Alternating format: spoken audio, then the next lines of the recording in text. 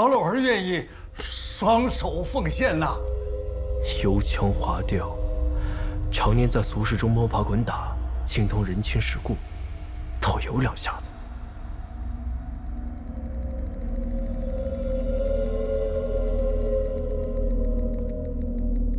没想到你这么懂事，本座倒也不是巧取豪夺之辈。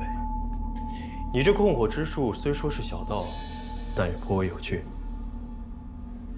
我可以拿一些功法和丹药与你交换，你可要想好了，想要什么。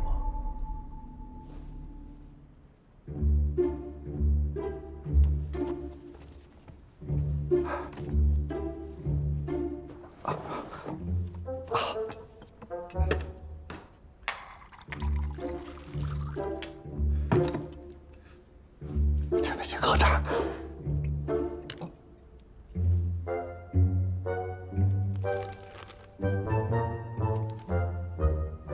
前辈若还满意，那小老儿斗胆，想讨点儿突破瓶颈的丹药，还请前辈成全。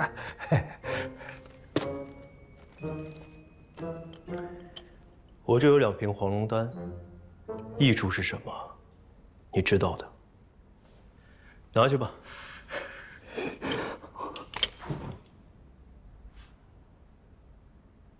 你当真和那2人不是同伙？那2人，哪2人啊？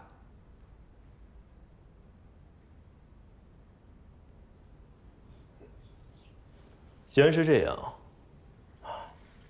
本座呢，还有一事相托。你要是能完成，我灵手山是不会亏待于你的。哎呀，原来是灵寿山的前辈呀！前辈但有所托，小老儿岂敢不从啊？只是小道自问，这小老儿的本领低微，怕耽误了您的大计。倒也不是什么大计。你的那位高土小王爷，还有王府的王管事，本座怀疑他们与魔道有染。你可为本座监视1、2，可愿意啊？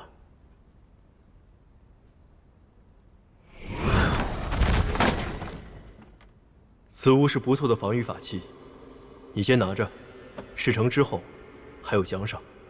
小老儿定不辱使命。咱身上这血咒一天不解，咱就是继续得给人家卖命。说这有啥用？有这时间不如多抓几个回来。抓？你当这是抓耗子嘞？他今天要3个，明儿要5个的。老道这些三宿，那早就跑了一大半了。要这么下去，二哥，干脆你给我们也一起逮去完了，是不是四哥，你再说一句，你再说一句，说的是不是这么回事？不好听，四哥胡说八道。3姐的事儿，大家都不好受。我想写一封信啊，交给清虚门的那个大仙呐。如果他们肯出手帮忙，那这个事情可能……七派，大哥，别说现在七派正跟魔道打仗，就算是太平盛世，他啥时候管过咱三教的走啊？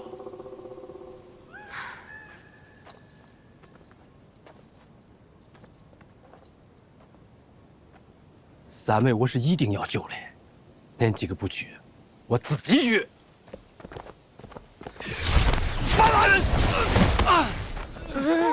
二哥，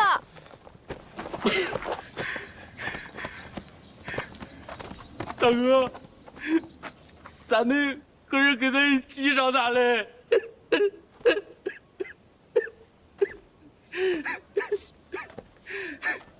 三妹是一定要救的，但不是现在，我更不能让你自己去救。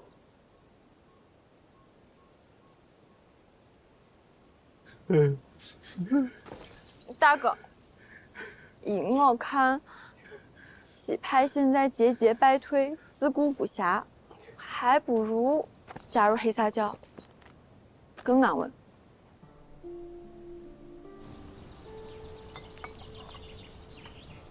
他是凡人。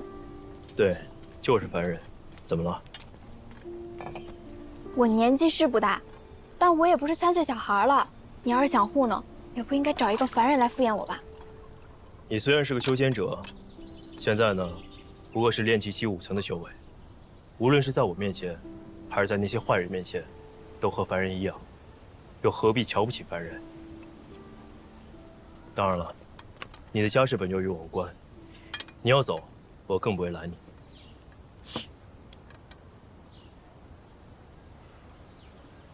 这位莫姑娘是我的故交，她和王府的管事有些渊源，已经冒险暗地里探查了很久了。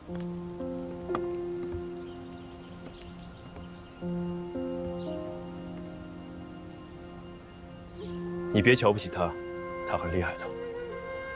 哼。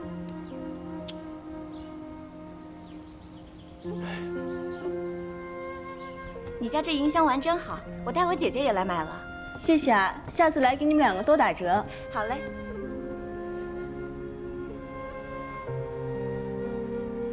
积雪浮香。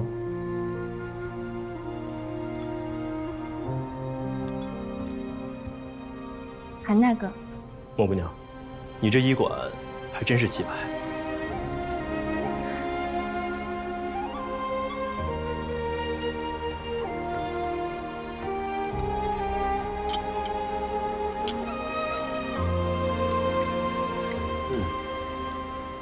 这胭脂水粉怎么卖的比药还好啊？韩大哥，你就莫要取笑我了，还不是你之前教我做的那个什么迎香丸，京城的夫人小姐们最好此物了，总是求着我给他们多做一些。这一来二去的，便也都不像个医馆了。不过，我倒是也因此获得了一些探听消息的门路。韩大哥，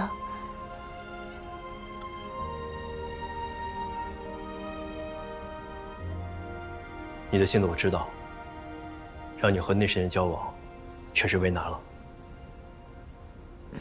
从今天起呢，到事情结束前，莫姑娘千万不要靠近那王管事。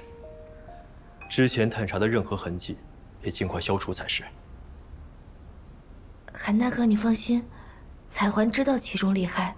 我此次只是去探寻那些失踪修士的去向，不会再动刺杀那人的念头了。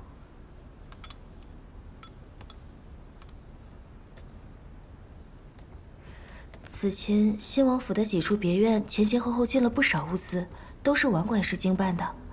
虽然他们做得很隐蔽，每次也都分得很散，不过我在王府内外有不少熟络的人。七拼八凑的，也查了个大概。我怀疑，那些被抓走的修士，大概就被藏在那么几个地方。韩大哥，你等我一下。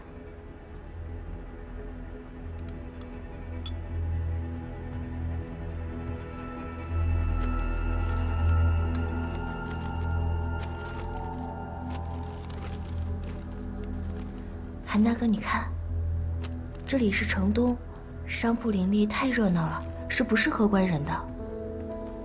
城西靠近皇宫，有官兵驻守，行动不便，也不太行。是。这，我觉得应该都去看一下。你不是挺厉害的吗？来说说你的看法。先前李家的哥哥失踪，就是在南城这处据点附近，而且赵姐姐也是，都是在回城的途中失去了音讯，都是在南门，所以。我觉得这几个地方都要查一下。你这个小妹妹，居然知道这么多，你可真厉害。哼，某人说的对，你这个姐姐确实挺厉害的。翠儿姑娘，咱们进去说吧，走，走吧。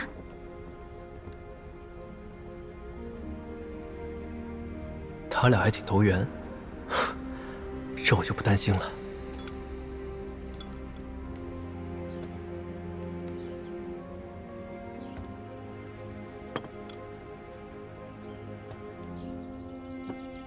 开这样一间医馆，也曾经是我的梦想。唉，这凡人的小日子，也挺惬意啊。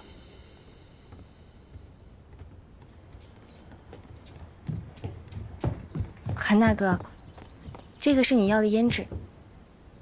多谢，需要多少银两？我让秦贵送过来。咱们提什么银两啊？多见外啊！不过，这个是女儿家的东西，你是要送给上次见面的轩儿姑娘吗？啊？莫姑娘误会了，这个是我帮一位同门师姐买的，她就喜欢这些。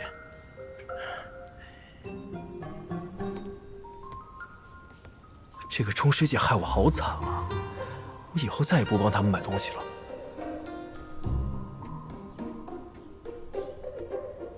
韩大哥，你的师姐师妹还真是不少。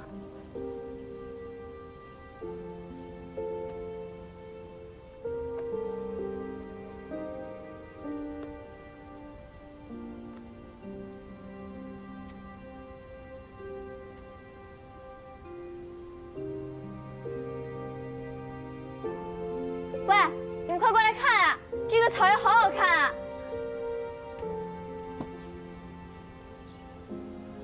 这孩子天赋不错，可惜涉世未深。若是不管，我总担心他会闹出一些事儿来。这次我还调查一番，翠儿，可能要托付给你照顾一下了。好啊。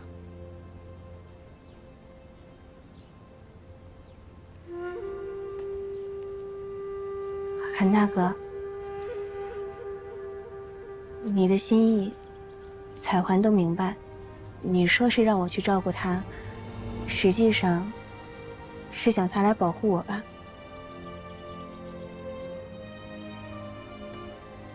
你放心吧，彩环会照顾好自己的。当然了，也会看好翠儿妹妹，让她别去给你添乱。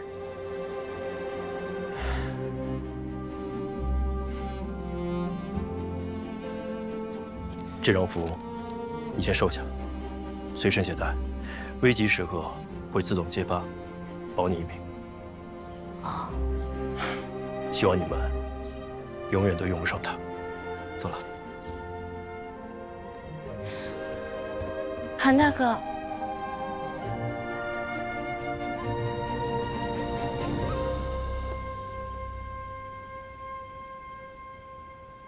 还能再见到你吗？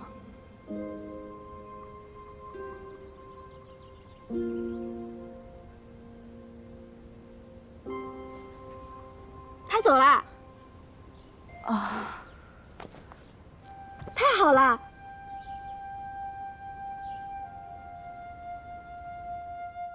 把你的手掌拿开！别懂了啊！别动！别动！赶紧放了我！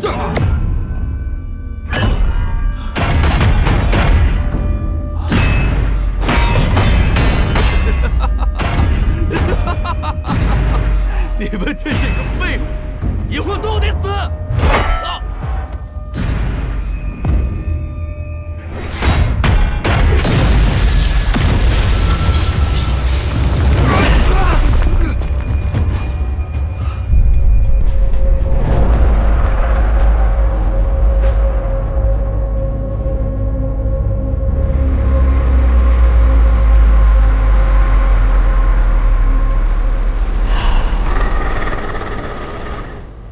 大哥，走，咱还是快去，咱还是先走吧。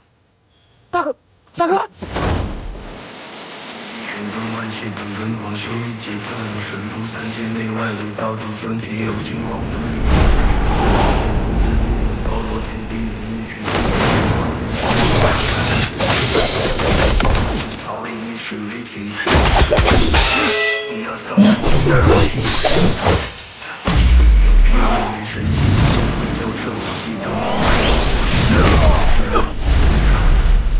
天地之道，我要这大小学，谁能看出分？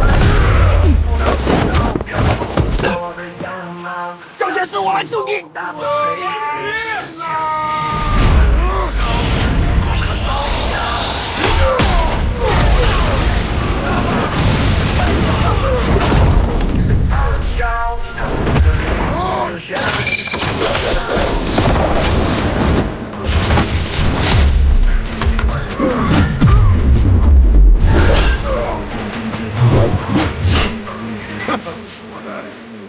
抓牛！你给我搁这儿来！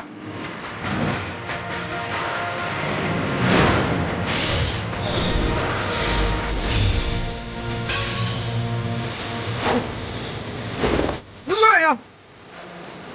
你知道他要学，看着分别，我是在我的大了解受伤的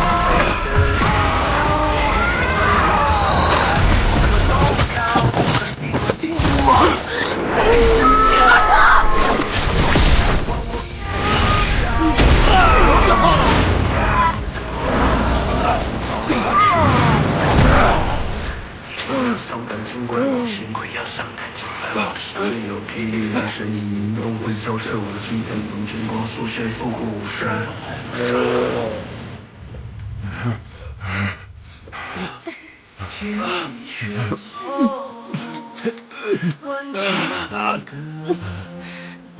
暴露天地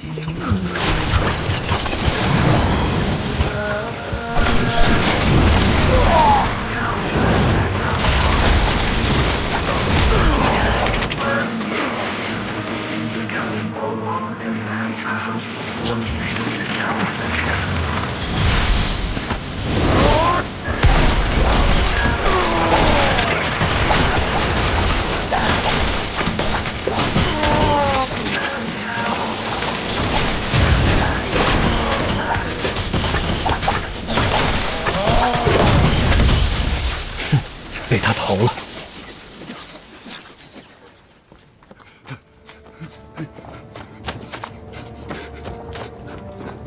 大哥，大哥，二哥，三姐，你快瞅瞅我这状态不对，快不行了这。小伙，这是怎么回事？这快不行了，看着。小先生，你看小伙，哎。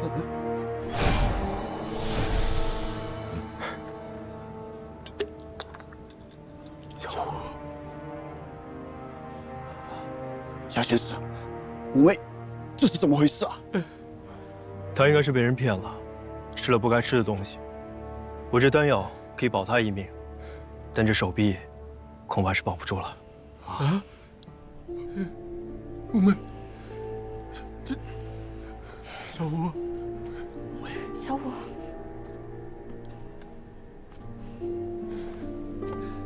小先生，五妹。他犯了大错，本该是必死。感谢小先生不杀之恩，感谢小先生。他打小叛逆，但我知道你们5人都不是恶徒。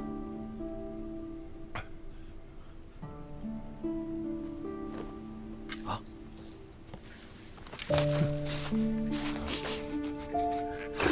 这是。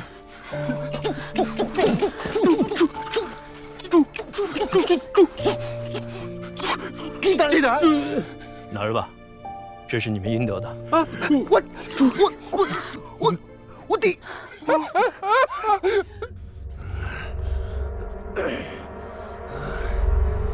我说怎么老远闻到一股废物的味道？我说蛮牛，你是被谁修理成了这样？事态紧急，我有要事要向主人禀报，要开门。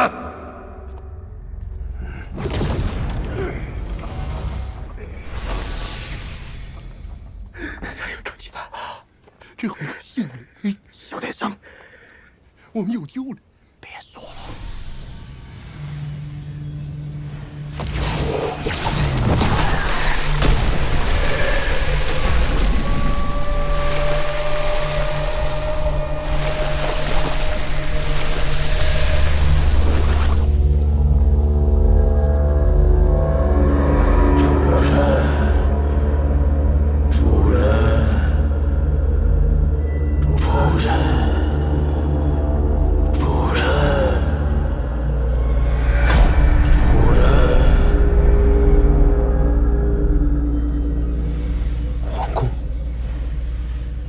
这黑煞教教主真的是藏在大内之中。小五，你睁开眼看看自个。小五，你没事吧？五妹，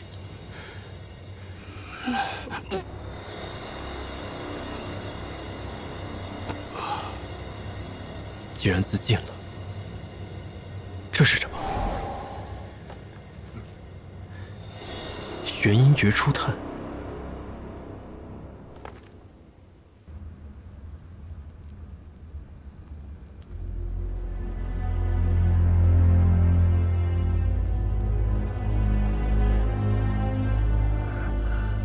参见主人，属下有如使命，城外分舵，王护法、小王爷皆落入敌手，请主人责罚。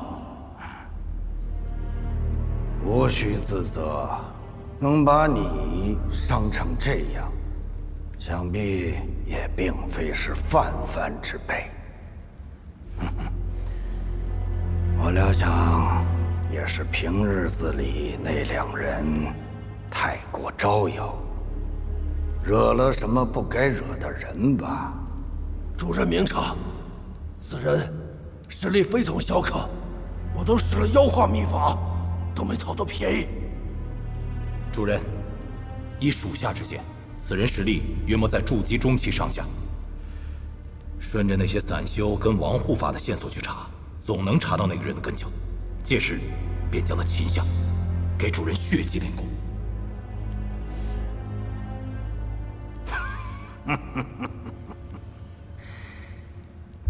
本座不日即将出关，如果你们现在弄出这么大的动静来，必将引起7派与6宗的关注。稍待些时，本座出关，必有大成。到时，我等不会畏惧任何人。贺谢主人，我等性命荣辱皆系于主人一身，属下这就召集约束教众，加强防备，绝不让此人打扰分毫。你等都下去吧。属下告退。铁罗，你留一下，待本座替你疗伤。谢主人。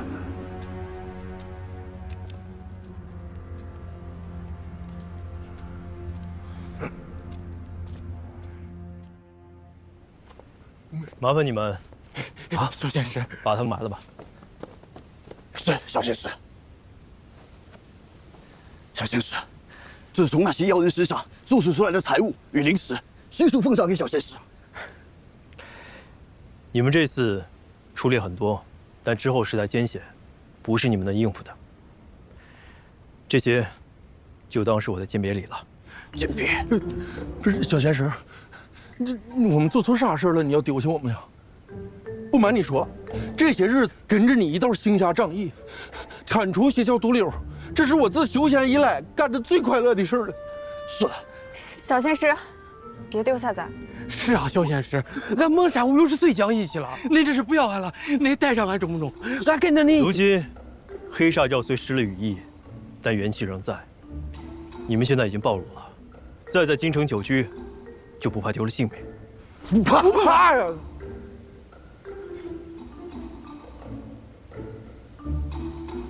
不怕也不行，都回去吧。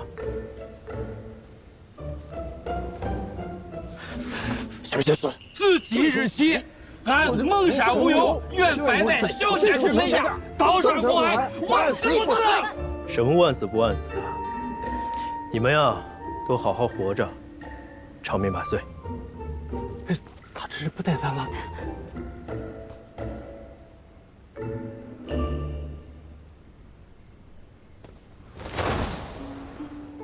他走了。哎呀，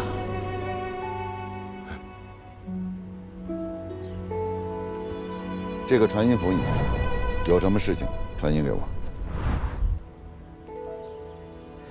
弟子在京中偶然发现一修行诡异功法的组织，其名曰黑煞教，爪牙遍布京中上下。兴王府内亦设有据点，弟子唯恐王宫之中也惨遭渗透。前线交战正酣，若其趁乱起事，滋扰后方，越国上下将不得安宁。此教一日不出，弟子心不得安，还望师父早派强援，根除祸患。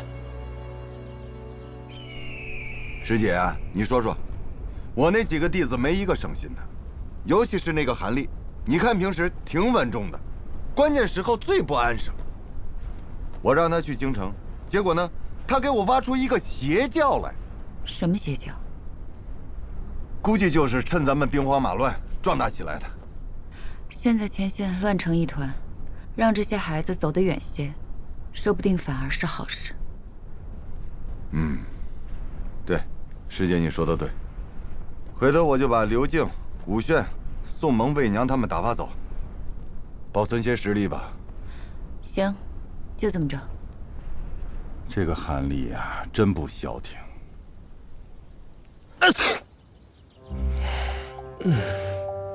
修行了这么久，还打喷嚏，有种不太好的预感。不行，不能再让其他的事情耽误了。修炼，修炼，修炼。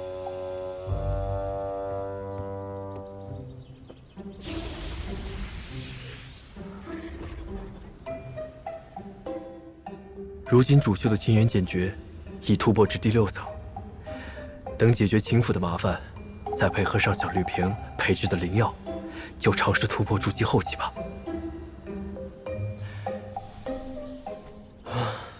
散功，怎么又有散功的迹象了？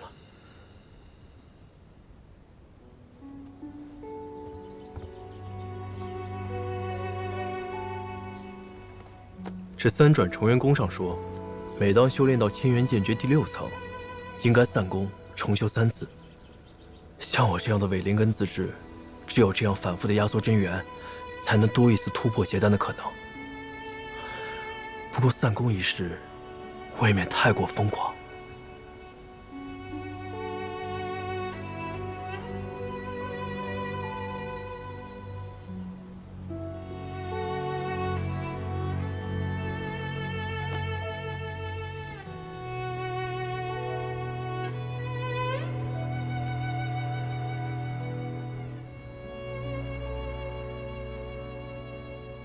这秘籍看起来也不像是全本啊。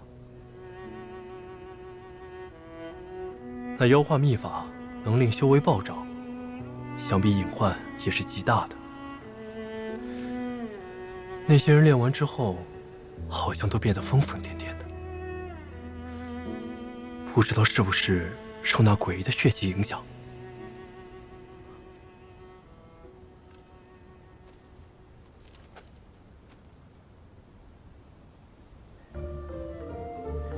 血凝五行丹可以突破结丹瓶颈，怪不得黑沙教教主估计练的就是此法。不过要像那铁罗一样变成半人半兽的模样，还是算了。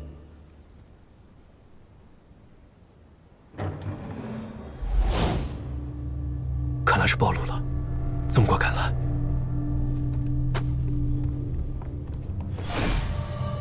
韩公子，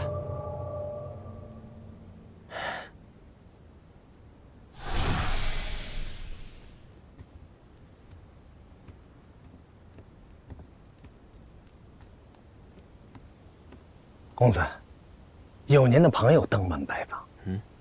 我的朋友？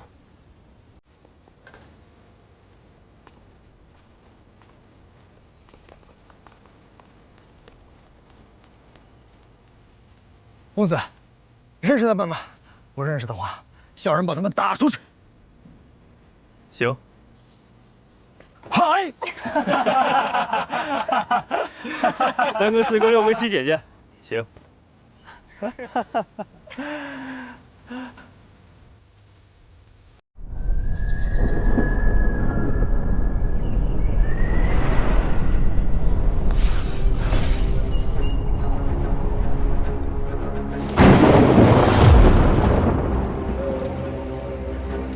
狩猎开始。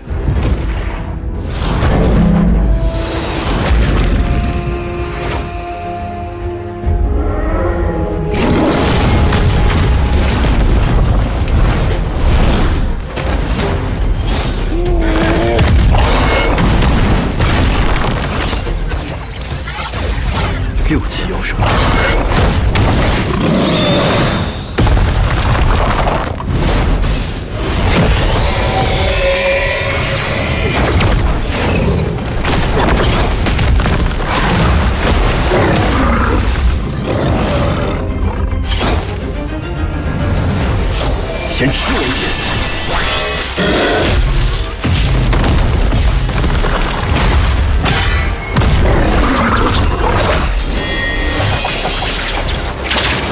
还有点本事。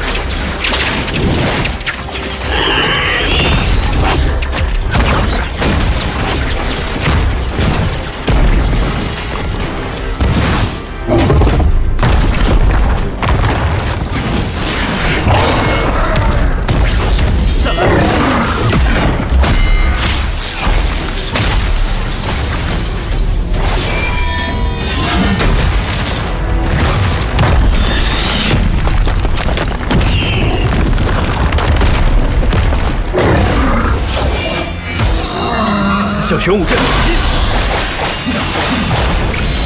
去！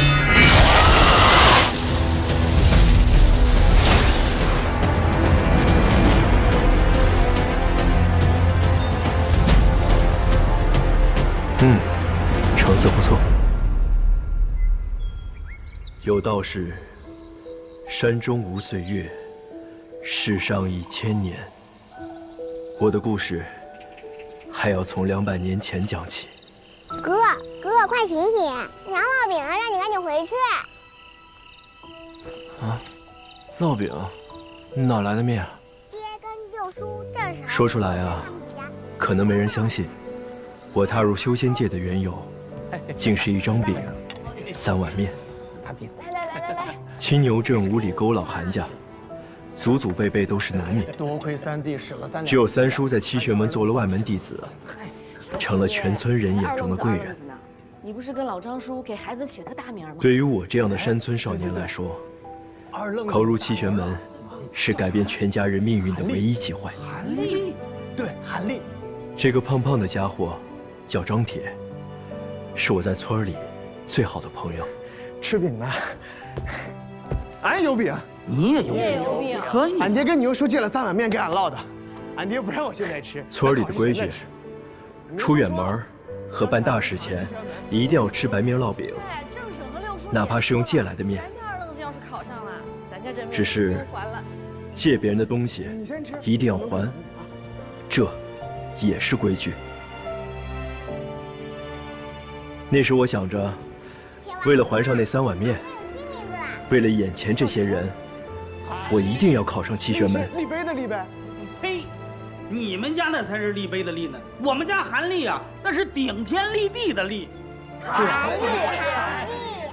哦，对了，我有大名了，不叫二愣子，叫韩立，顶天立地的立。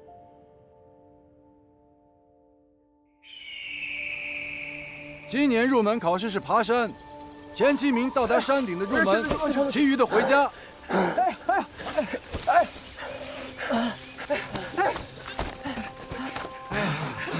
停，行了，前7名已经决出，你们这些后来上来的都落榜了，回去吧。落选了，家里借的面咋还啊？不行，师兄，不行，师兄。正姐，谁让你吃那么多的？你知道吗？少吃2张饼，你也就不至于只拿第9了。那我是第8。师兄啊！铁娃装上了，咋了？他是真病了，不是装的。铁娃，你没事吧？哪疼啊？莫大夫。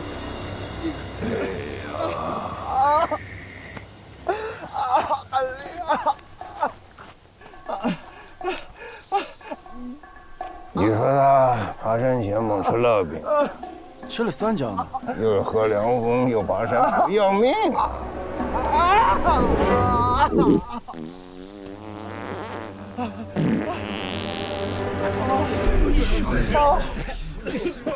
没事了，算你小子命大啊！莫大夫可是我们七玄门王门主的救命恩人，大神医，还不赶紧道谢？谢莫大夫，谢莫大夫救命之恩，谢莫大夫。莫大夫，还是来挑选落选弟子的。那是明日顾问呐。您看他俩怎么样？就这了吧。跟我走。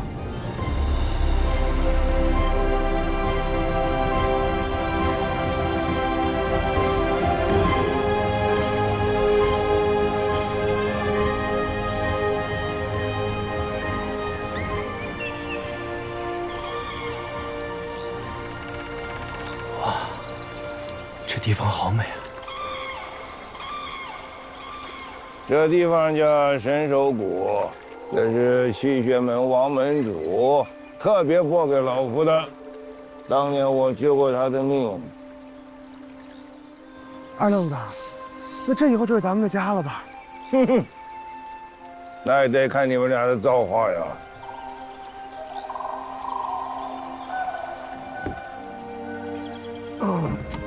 哈哈哈哈哈！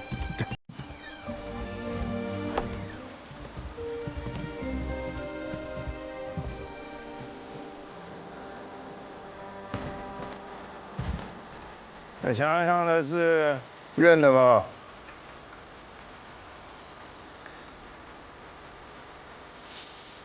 不认得。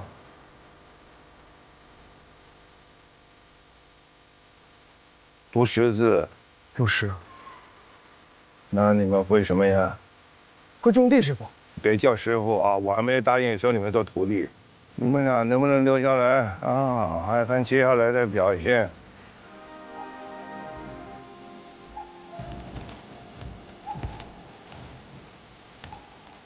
坐下。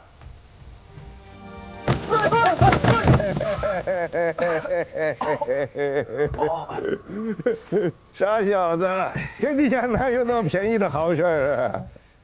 这叫三角椅，脚在老夫跟前待下，要时刻当心着点。嗯，什么味儿啊？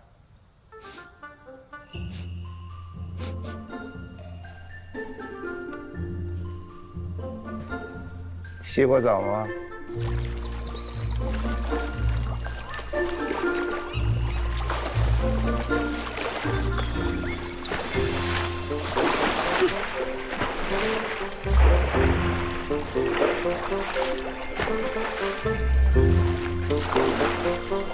爸，海丽，我怎么觉得我晕乎乎的？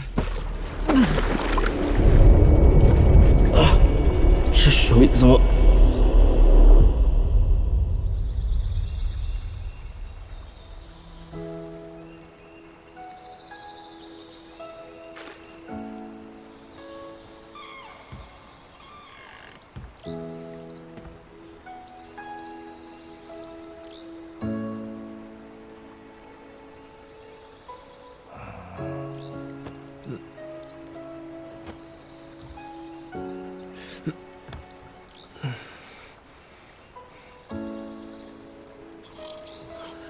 张铁，醒醒，醒醒，嘿嘿嘿嘿嘿嘿嘿，到底是年轻啊，醒得还挺快的。你在水里下什么了？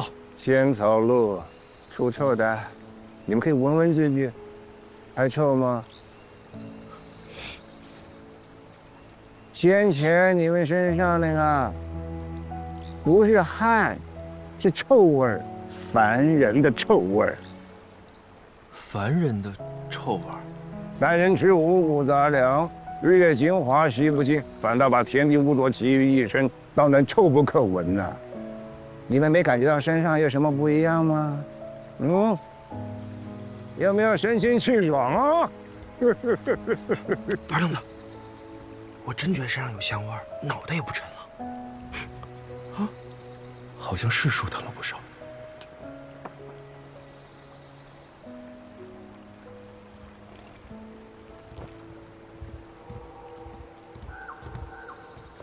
你小子，我第一眼看见你就知道你是个有心眼儿的。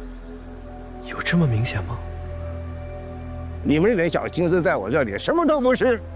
我要想救你们，还在海里面，一根手指头就行。不信你试试。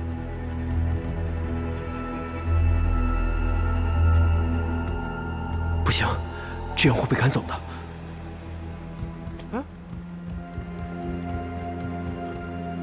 谢莫大夫收留，您是我们的大恩人，以后我们一定处处听话，绝不惹您生气。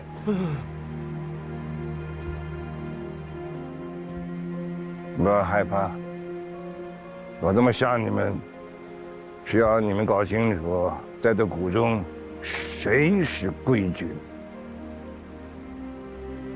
我的规矩只有3条。第1条，这谷中一应事务，样样都得上心。第2条，别和外边那些蠢蛋来往。第3条，也是最重要的1条，老夫会教你们一套口诀，需要时时练习，不得忘书。如果做不到这3条，现在给我滚下山去，免得浪费老夫的时间。记住了。承诺了倒挺快的哈。好，我到家看看你们怎么样兑现。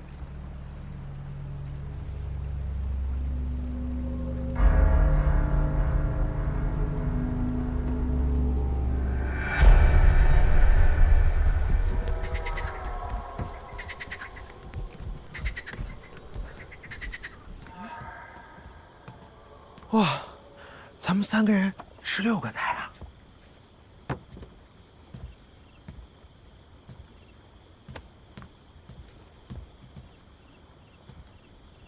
莫大夫，我不饿，我看你们吃。这怎么好呢？肯定是您先动筷子呀。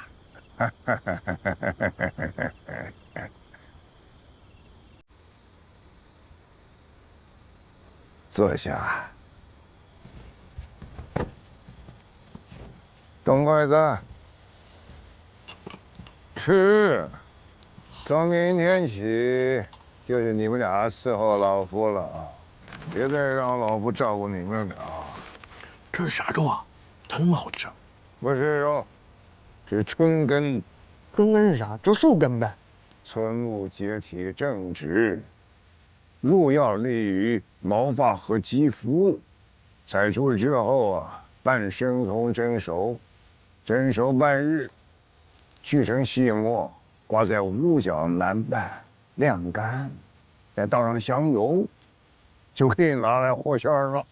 我还以为你是有饥荒的时候才吃树根呢。你说的吃是为了果腹，我说的吃是为了修行。修行？你们吃饱也赶快去歇息吧。明天早上别忘了，文艺起舞，沐浴焚香。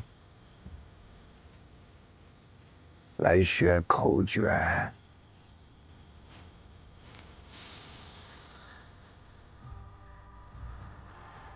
什么口诀啊？还有沐浴焚香？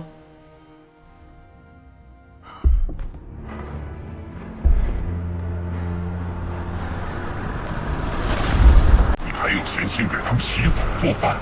赶紧教口诀，看看有没有灵根吧。别又是些榆木疙瘩。好了，去！